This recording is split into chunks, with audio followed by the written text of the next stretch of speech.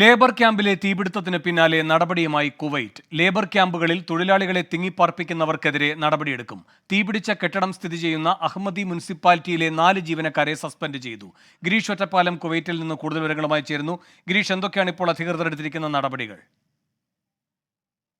ഈ സംഭവത്തെ തുടർന്ന് അഹമ്മദി മുനിസിപ്പാലിറ്റിയിൽ ബ്രാഞ്ചിലുള്ള എല്ലാ മേലുദ്യോഗസ്ഥന്മാരെയും ജോലിയിൽ നിന്ന് സസ്പെൻഡ് ചെയ്തിട്ടുണ്ട്. മുനിസിപ്പാലിറ്റി വകുപ്പ് മന്ത്രി ഡോക്ടർ നൂറ അൽ മഷാനാണ് ഈ നടപടിക്കായി ഉത്തരവിട്ടത്. അതുകൂടാതെ വ്യാപകമായി മിക്ക ബിൽഡിങ്ങുകളിലും ഇതുപോലുള്ള ശക്തമായ പരിശോധനയും നടത്തുന്നുണ്ട്.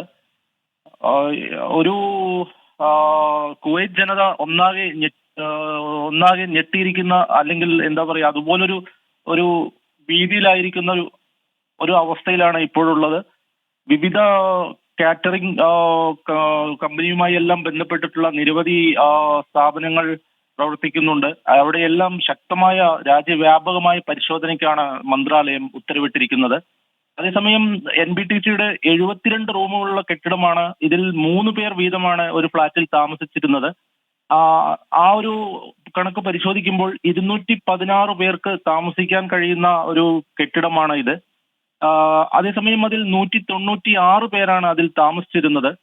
കൂടാതെ ഷിഫ്റ്റുമായി ബന്ധപ്പെട്ടിട്ടുള്ള ജോലിയുടെ ഷിഫ്റ്റ് അടിസ്ഥാനത്തിൽ ജോലിക്ക് പോകുന്നവരുടെ കണക്കുകൾ കൂടി നോക്കിയാൽ 196-ൽ താഴെ മാത്രം പേരാണ് ഈ അപകടം നടന്ന സമയത്ത് കെട്ടിടത്തിൽ ഉണ്ടായിരുന്നതെന്നും വ്യക്തമാവുന്നു. വേണു.